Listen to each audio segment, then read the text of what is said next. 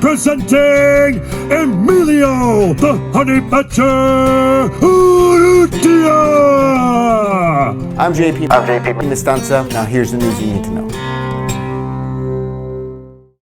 Ladies and gentlemen, welcome to the Honey Badger Hour. Today we are joined by a very special guest, the man who taught me everything I know, my coach, my sensei, 3-time Abu Dhabi competitor, ADCC Trials winner 3 times, the Jiu Jitsu phenom from Miami representing the 305, Enrico Cocco. What's happening, coach? What's up? Happy to be here, man. Happy to be here. I don't know if I could be called a phenom anymore. I'm getting kind of old, so. I know, dog. I was looking up on some old videos. Damn, man. So it's been a crazy year, coach. How you guys been holding off in Miami? How's it been holding up over there? Yeah, I've been all right. I've been fine. Everybody's kind of doing their own thing, following their own route. Yeah. Sucks, but yeah, I've been pretty much just locked down, just working just privately, little clients, not doing group classes. They closed everything down, shut everything down back when things weren't really too bad. Then they opened up when cases started, getting pretty high here in Miami. And then sure enough, 2 weeks into running classes, I got people calling me up that they're sick and stuff. So we had to close the school back down and whatever, just other complicated things with, running the gym with my parents. I got my sister, who's the head instructor there, she's got her daughter who's type 1 diabetic. So she's very nervous about, spreading the virus to her because she's definitely at risk population. So I've just been, holding out till things get better. And working with Alex Caceres and, just doing just some private training here and there. Yeah, that's awesome. Yo, I saw that you were working with Alex. You guys trained together for a long time. You guys have been training together for a long time now, huh? Yeah, it's cool. How everything went full circle. Known him since high school. Wow. Since high school wrestling. So yeah, I've met him probably, that must have been something like 18 years ago, crazy that high school was that long ago. Yes. But, yeah, we wrestled in high school together, he came over to FFA, where I originally started teaching and training at. And, he followed his own path. He made it to the Ultimate Fighter, and he's just been dedicated to following his dream there. He moved to Canada for a little while, trained with GSP and them. He was living in Arizona for a while, working with the lab and Ben Henderson, and he just moved back to Miami now. So he had hit me up about getting together to train. And, finally he moved back, and it was just a good timing for me, at least, just because, you get to get some work and get to train in the middle of this thing. Yeah. So you guys are still going through it right now in Miami, huh? As far as gyms and businesses are concerned? Again, bro, everyone, it's kind of whatever. Everyone's doing their own thing. I don't think many people are really, stopping what they're doing, which whatever. People gotta live, gotta eat, so I understand the reasons for it, just whatever. I'm in a position where I feel like, yeah, I could survive, so I'm just holding out till things get a little better here. Oh, nice, man. Damn, yo, so that's crazy. I remember when I first started training when Zen first opened up, Alex used to come by after the Ultimate Fighter, and then it come full circle. You guys are back training again. So you cornered him before when he fought in the UFC, when he first started out in the UFC? Yeah, I cornered him once before against Edwin Figueroa. Yeah, that was a while back. That's when right before Mike Rio got into the UFC. Yeah, and then after that, that's when he ended up moving to Arizona. Oh, damn. So you've seen the UFC full circle, huh? Because you were just there recently in Vegas for one of the Yeah, shows for like, it was like a fight night or something like this? yeah, one of the Vegas fight nights there. Yeah, it was cool. Been a while since I've been there, so it was cool to get back and be there and be a part of it. Yeah, yeah, damn, that's crazy, man. So it's been full circle. But yo, I wanted to ask a little bit. So I wanted to get some of the people to get to know Coco a little bit. How did you get started in martial arts, Coach? What was your first martial arts that you did? Yeah, so I didn't really have a choice. I was born into the Taekwondo family. My parents have been teaching Taekwondo since before I was born. So when I was born, they already had the school starting up, and by age 4, I started like taking classes, and growing up, I had to basically, I had to be a Taekwondo every single day, and that was part of the family business. So, go to school after you go home, hang out for like an hour or so, try to whatever, do what you got to do, and then be a Taekwondo, for 3 hours a day, and then go back home and repeat. So yeah, that was pretty much till, my whole childhood, till about 13, I discovered the Jiu Jitsu path. Took me to another path there. Nice, yo. So you were 13 years old when you found Jiu Jitsu? Yeah. So, my first instructor, Marcos Avalon, again, we have like family history. He was, my sister's husband for a while, dated her through high school. He wrestled in high school. So, after that, that's when he started like getting into MMA and jiu-jitsu. There was really nothing going on then. So he found a coach that was doing something then, and eventually he started up his own thing.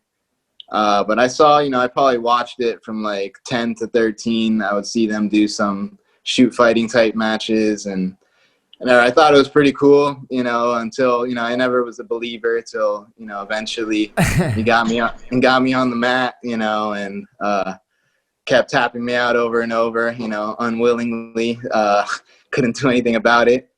And, that's really, when I started up, actually it was at a shoot fighting event that he was participating in. They both, like, him and his brother, Marcos and David, they both won their matches. And then a kid my age, like, challenged me to a match there, and asked if, but I was just doing Taekwondo. So I kind of, but I felt like, a little bad about getting called out and not, not taking the fights. I was like, oh man, maybe I should, give this thing a try, see how it is. And then, like it happens to so many of us, you just fall in love with it and get addicted to it and just want to keep doing it more and more. And that's where it's led me. Damn. So what year was that? What year was that when you saw the shoot fighting? You remember what year it was? Yeah. So 13 is when I started. So, 20.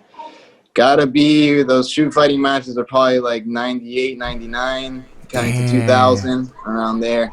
And what were the matches like? What was the shoot fighting they rules? called it, yeah, they had a few different ones, like, most of them were like basically bare knuckle full MMA, but from the neck down. You can't touch the face, but you could beat the shit out of the guy anywhere else, pretty much. So bare knuckle too. So they're pretty interesting. Damn, they where call would the it kid events be at? They would start from the feet?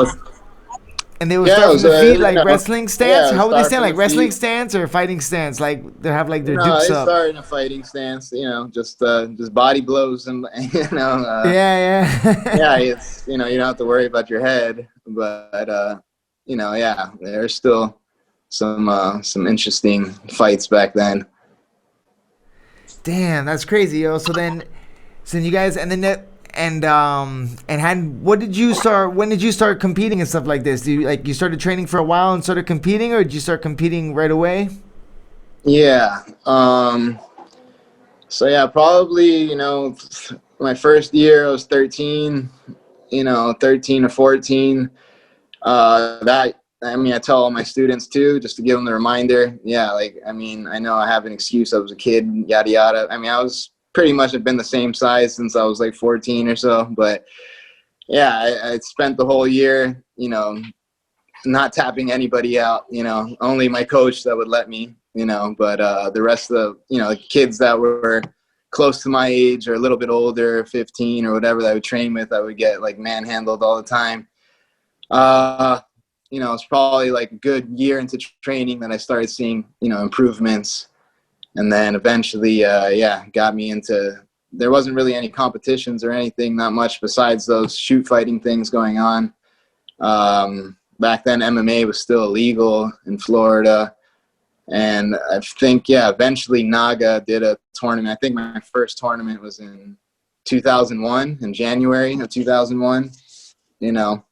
So, yeah, I started, yeah, about maybe like a year into training, or a little bit over a year into training. And then the first tournament went really well. You know, I won all my matches, you know, and I just enjoyed it. I enjoyed the whole thing. So I wanted to do more of it, and more opportunities kept coming. And, you know, we try to jump on as many as we can, you know, travel, take road trips, do whatever we can to compete, you know.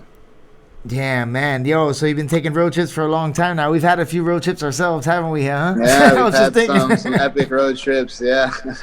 Yo, but I was just thinking now, I was like, I don't know if it was smart to drive to Jersey all those times, or I think we could have just taken a plane and we got tickets anyways, you know?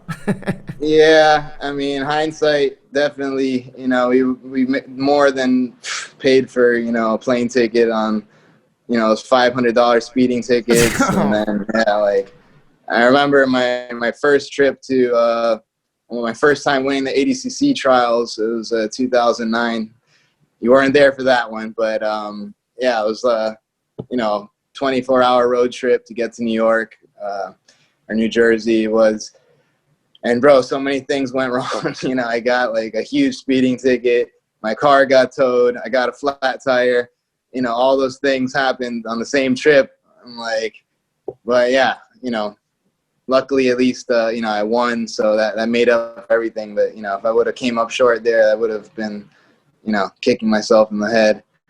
But, you know, find a way to make it happen, you know? Yeah, man. Hey, so you went when you went to the ADC Trials in 2009, that was your first year winning the trials, right? Yes. Damn. So I remember that's when I had first started training, or I had just signed up right after you had won the trials, and I had saw like the highlight video that they made for you and you had submitted all your opponents you had submitted all of your opponents, right, in that trials? No, I submitted three or four. Yeah, three Damn. or four. One guy, I mean, I shut him out on a lot of points, but yeah, that was the first one. That's when I realized that, yeah, oh shit, I could compete with all these guys, you know? Yeah, I was gonna ask you. That was actually gonna be my next question. I was gonna ask you about that. A few of those things. I was gonna say, when did you realize that you were gonna be like, you were able to compete at a professional level? Like, you were like, all right, like when that world champion mindset come into your head that like you knew this is what you wanted to. You wanted to win Abu Dhabi. You wanted to go after until for as long as you can go. Yeah. I mean, I saw my coach's success, you know, back then, Marcos and David Avalon, they tore up the U.S. grappling scene, you know, all the Nagas and grapplers quests and all whatever invitation events were back then. You know, they were among the top guys all the time there, you know. So that gave me confidence that, you know, if I could keep up with them, you know, or keep progressing, you know, I could start competing at that level. And, you know, I think the first time that did it to me was my first time I entered the adult division, because I went from kids to teens. And then, you know, after doing teens for about a year, I think when I turned 15 or so, that's when I hit like a big growth in my jiu-jitsu. Also finished going through puberty and all that, so, you know, I got a little hormonal boost there, you know. But hell yeah, I started to be able to hang with the bigger boys, and you know, I decided, yeah, I was doing really well amongst, you know, my teammates and my peers. So I was like, all right, I'm gonna try to do the adult division. I'm gonna do the adult advanced division, you know, see what happens at Naga. So my first match was against the brown belt. He was the Edson Denise brown belt back then. And like I'd seen him compete before, and the guy, you know, he was really aggressive and, you know, submission, you know, I'd always see him doing really well, submission fighter. So, you know, that was my first adult match, and it went into overtime, and he beat me, you know, but it was really competitive, you know, and I had him in some bad spots. So after that, it kind of gave me confidence that, man, okay, you know, I could keep up with these guys. So I kept training harder.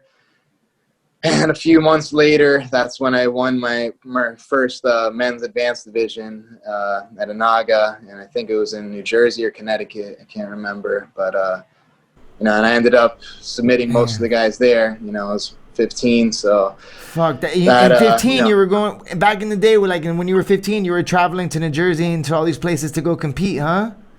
Well, that was my first out-of-state event. That was, you know, after I did the first adult one, and then, you know, we wanted to just keep the momentum going, so we were looking for places to go. So back then it was Naga and Grappler's Quest, you know, and that was your two places to really grapple. And so, yeah, they would do, you know, some super fights back then too, and whatever. That was my first time winning the men's advanced division. And yeah, I was, you know, 15, so that started giving me confidence, and, you know, from there I kept pushing it. I did my first ADCC trials. I think, I don't want to get that wrong. Yeah, I was in 2007, so I think I was like 18 or 19. Yeah. And then, yeah, there I narrowly lost to the guy Mike Fowler that ended up taking fourth place in the actual ADCC.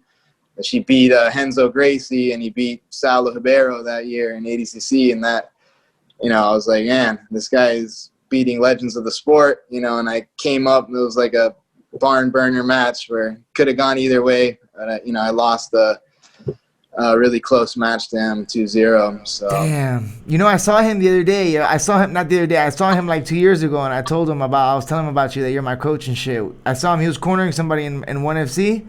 Oh, okay, yes. And then I saw him backstage, and we were backstage, and I was like, yo, Mike Fowler. I was like, yo, my coach competed against you, like, from back in your days and shit. He's like, who's your coach? I was like, oh, Enrico. He's like, oh, shit, no way, man. But, yeah, I got kind of, like, disappeared, huh? He off the face there. Like, I haven't seen him in a minute. Yeah, he moved to Guam. I don't know his whole story. I know he had some, I don't know, scandals or something. I don't know too much about it. But, yeah. All right. But, yeah, he, yeah. You know, I've seen him competing lately, though, on, I think, Fight to Win. He did one of them. I don't know if it's nice. I think in Hawaii, or I've seen him back in the competition circuit a little bit as of late. You know, that's cool. Dope. Damn, so that was in 2007, and he ended up winning the trials that year? You know, he actually lost. He actually lost the trials to a Canadian. I can't remember his name right now. But they liked his performance so much that they gave him an invite to ADCC, and he ended up, you know, taking out some of the biggest. You know, he fought 4 of the biggest names in the sport that year. He fought, he beat Saulo Ribeiro and Renzo Gracie, but he tapped out Saulo, which was pretty crazy.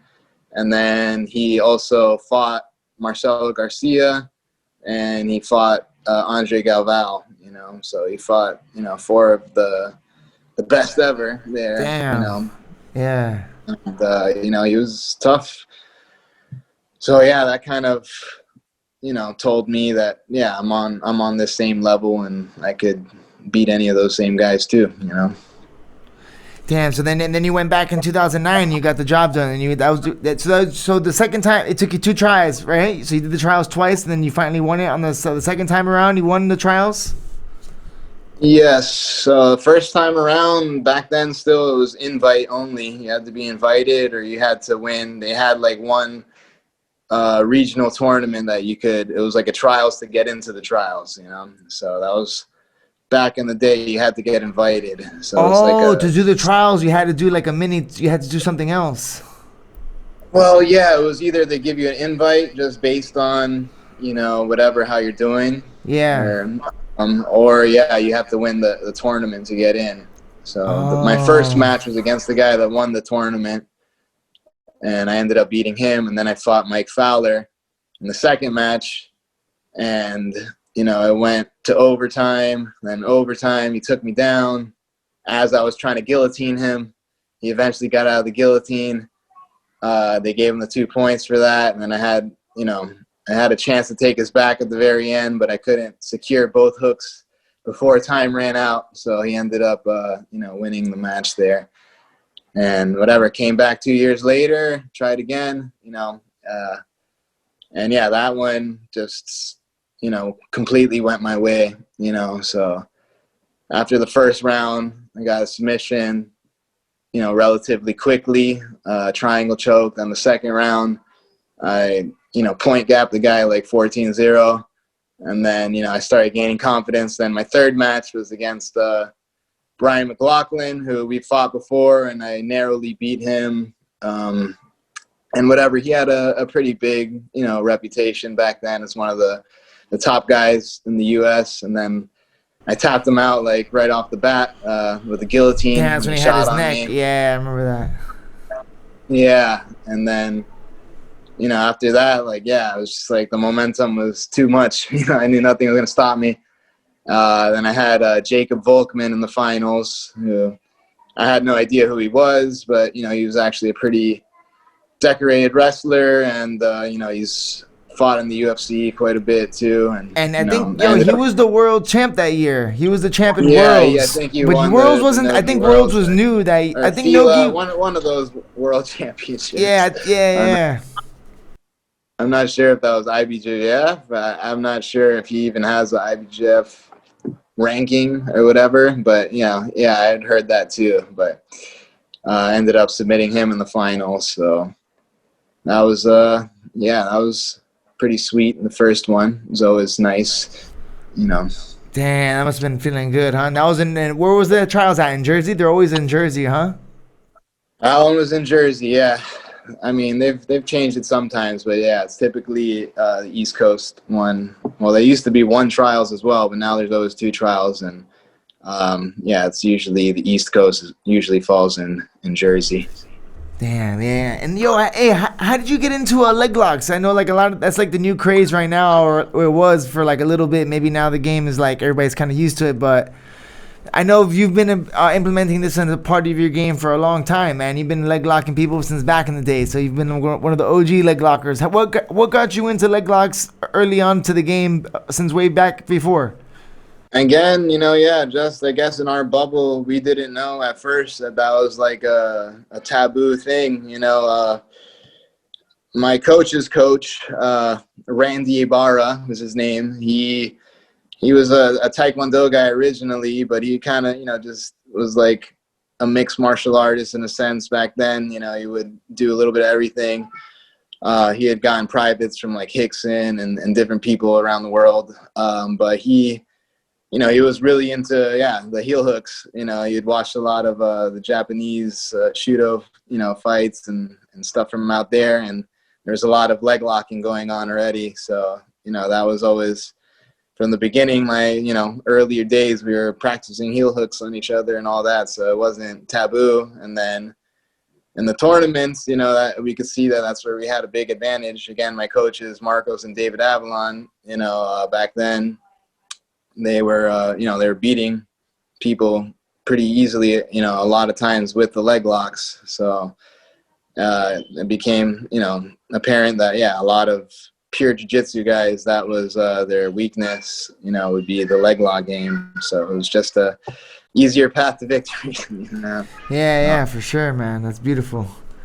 And who are some of the grapplers that you looked up to coming up when you first started training? That you try to is there anybody that you try to emulate their style? Like you took a lot of their game and implemented it to your own? Yeah, I mean, of course, Marcelo Garcia is like, my gold standard, just seeing him. But even before that, I think Genki Sudo, a lot of people don't know too much about his grappling. He's I remember, I mean, that videos. You can still find it on YouTube, I'm sure, of his West Side tournament against it was Chris Brennan, another OG fighter. He had like a West Side submission grappling tournament. I think he fought like 8 or 9 guys there, and he submitted them all. And there's like a highlight video to it, and it's all just like crazy, different dynamic stuff you didn't see very often, jumping over people's guard and flying, triangling them, while they're seated, combining, wrestling, the passing and the leg locks, and just, it was just smooth, so I took, I looked up to him a lot, just wherever I can, I studied a lot of the old ADCC tapes, I'd always look to there. If there had to be one guy, definitely Marcelo Garcia, stood to me just because, all those ADCC, old videos, a lot of times you'd end up falling asleep, going through them, trying to watch them. They're just like a lot of slow paced matches, holding out, and then, someone does something. But, Marcelo Garcia, his style was always just advancing and pushing forward, not letting the guy recover, and, being one step ahead always. I found that I try to emulate that when I train. I try to, just keep that constant one step ahead pressure game, combining speed and pressure together, But, those are some of my favorite there. Damn, yeah, I noticed that. And so like, and when you prepare for grappling competitions, I know we have like, I know back in Zen we have the infamous like Monday night death rolls. Can you, like, how do you like to prepare for competitions? Do you do your drills for like what's your favorite way to prepare, like to get ready conditioning wise and stuff like that? Do you like to do like a lot of shark bait rounds, or do you like try to get as many rounds as you can, submission only, or do you like try to do positionals? Yeah, I mean, it's good. It's good to work everything, man. Like definitely working certain. I mean, it all depends on the the rules that you're going into as well. You got to always keep those things in mind. But yeah, like conditioning. 90% of it is the actual sport. Just trying to do as much, get quality, grappling in, make the most out of the sessions. Not like, I train hard, not to, but yeah, you got to balance the training right, which is definitely part of it, which I've messed up. I'm trying to learn that more now too, because I would just train, and, eventually something breaks down, so I've tried to train smarter, not easier, just train smarter, like allow the recovery process a little bit. I can't have too many hard sessions in a row, or else something's gonna, break. You're either gonna get injured or you're gonna get sick, so yeah. But yeah, I mean, 90% of it is doing the work. You gotta have a good balance of the live and the drilling, I'd say probably definitely more leaning towards the live, but, don't neglect. Some guys completely neglect it. I'd say around 65-35%, something like that, 60-40, I gotcha. And then, conditioning, just strength training, trying to get stronger. If you get yourself stronger, it's going to take you longer to get tired, so I keep my conditioning pretty simple, just try to maintain my strength levels. If I could, work a block to build it up and keep maintaining those gains, and then eventually maybe build a little bit more off of that. But it takes constant work, you start to slip off a little bit, it goes back down. So, you just gotta stay on it. So you got to stay vigilant on it, like you don't want to, if you take a little bit of time off, you realize you lose a little bit of the gains from the strength training. Oh yeah. I mean, that's for sure, again, it's a balance, man. You know, it's nothing perfect. Everybody, and not, you know, one thing's gonna work for one person one way, you know, and for another person might work a different way too, you know. So I mean, yes, but again, a lot of times it's tricky, man. It's a tricky game because, yeah, just because your whatever bench press went up to this or that, you know, it doesn't necessarily going to translate to, you know, if I'm going to be able to, you know, am I going to grapple and not get tired after, you know, 6 or 7 minutes? So yeah, I mean, just you got to find what works good for you, you know, and yeah, many things. There's many, you know, many ways to do it, you know, body weight, lifting weights, you know, it doesn't really matter. Just, you got to, you know, find with the resistance, whatever, you know, whatever method you use. But, you know what's, sorry for that. Yeah, and I feel you, man. Yo, you know what's funny? Isn't it weird that, like, with competition, more or less, like, I don't know, like, you ever been, like, sometimes you have, like, the craziest training camp, you're preparing for a competition, and then, like, you don't know what happens, but, like, you feel like shit, or you perform terrible, and then sometimes you maybe don't train that good, or you feel like you had the worst training camp ever. You kind of never know how you're going to fall on competition day, right? It's kind of just about showing up no matter what, because some days you think you're going to do good, and then you just end up outperforming yourself, you know? Right. Yeah, that's why, you know, you just got to treat every day as it is. I mean, yeah, you got to put the work in, that's for sure. You know, you can't be like, oh, you know, it's just, yeah, you know, it's going to show up if you don't put the work in. But, you know, yeah, I mean, I've seen it, definitely people stress themselves so much before that, you know, the day comes and then they fall flat on the day, you know. So it's a balance. Like I said, you know, there's no perfect balance, you know. And the other thing is just to be mentally strong. You know, things are, you know, like, yeah, not everything is always going to line up in your favor, you know, like most of the time it doesn't, you know, so you got to be willing to navigate the ugly waters, you know, if, you know, so many things, are you going to let that, you know, are you going to find an excuse, or are you going to find a way to do it, you know? Yeah. So that's, you know, you got to find a way, you know, so that's kind of, you know, you got to remind yourself just to, you know, be present and be happy, and, you know, be like, really want to be in that moment, you know, because that's what it comes down to is, you know, yeah, you could prepare all, you know, hard for it, but if you're not in the mood that day, you know, it's not going to happen. So, you know, you got to be, you know, I think it's better not to, on the mental side, yeah, just stay positive, believe in what you're doing, try not to listen to all the other outside distractions, you know, and yeah, just have fun with what you're doing, you know, try to embrace the challenge of it, you know, not fearing the results, you know, just think about, you know, putting your best effort down, you know,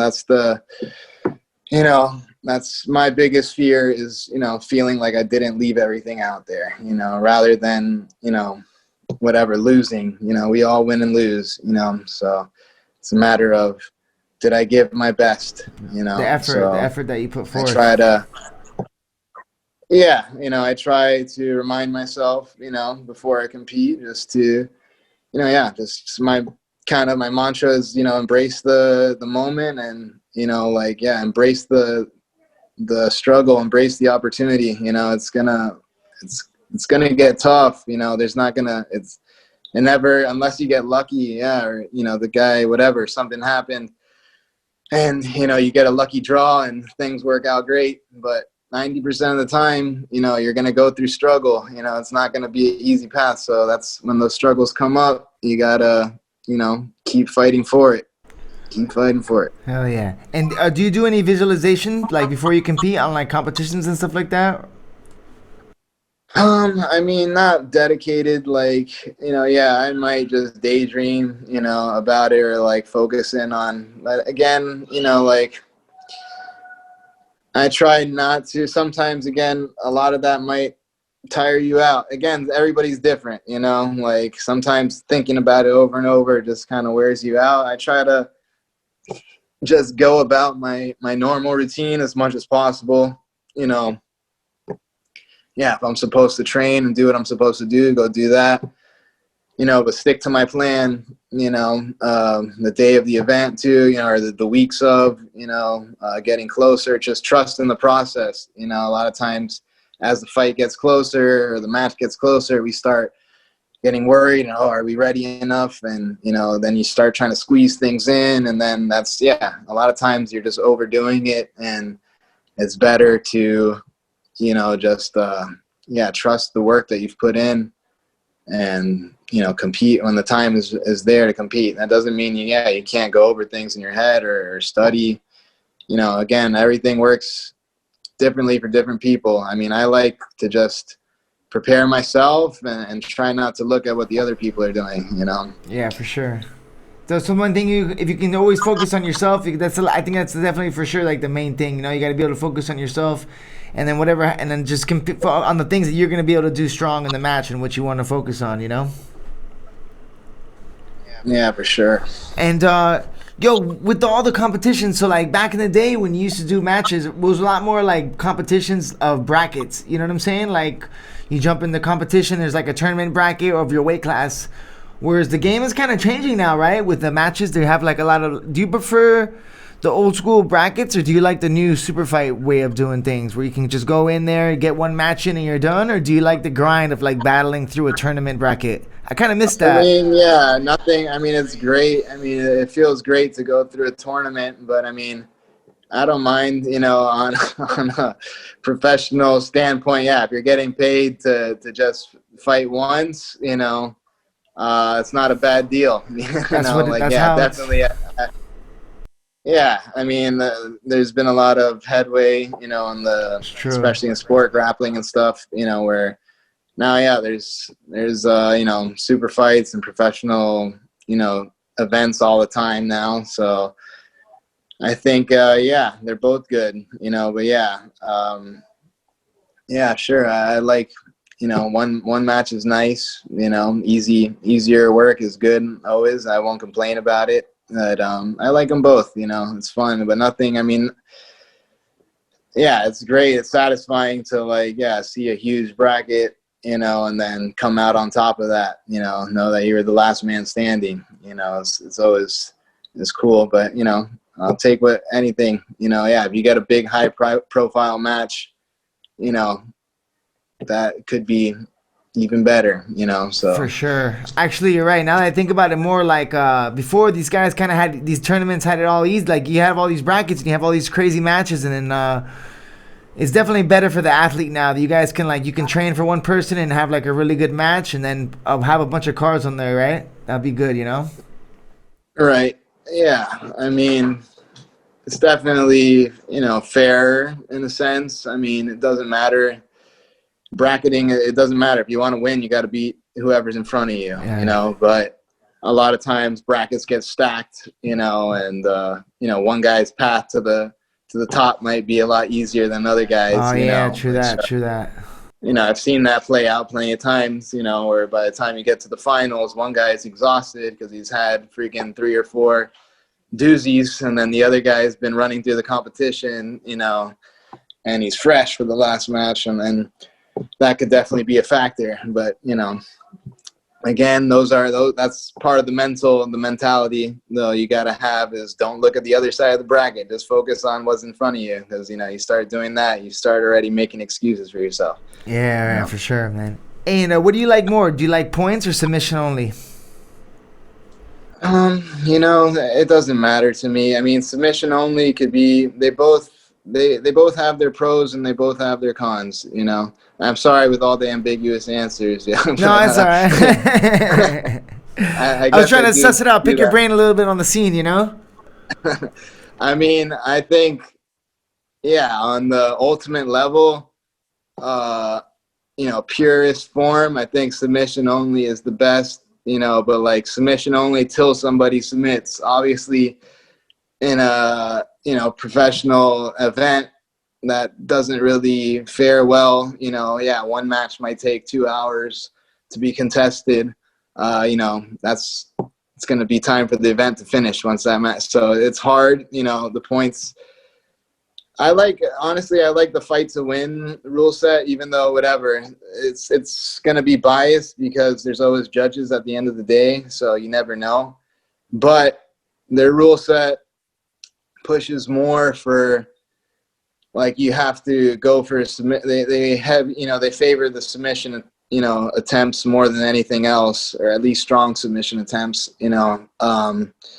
so pretty much if you're not openly trying to submit that guy, you're not going to win the match, so unless you are able to like take the guy down and hold him inside mount, stop him from doing any submission attempt to you, but yeah, you have to fight to actually try to win there. If you, a lot of times, like the submission only, like the EBI style, I mean, it's cool. It makes for exciting finishes and stuff like that. But, you got guys that play the rules always, and, they'll just defend, themselves and then play for overtime, which they'll completely, not open up. And that's kind of why Eddie Bravo started the whole combat jiu-jitsu thing for that, because obviously in a real MMA situation or a real fighting situation, if you're just holding your hands here to not get submitted, guys are going to start pounding you, in the face. So, yeah, I think whatever, submission only is cool. At the end of the day, your focus should be to submit that guy anyway, to beat him and try to submit him. So, regardless of the rule set. Yeah, for sure, man.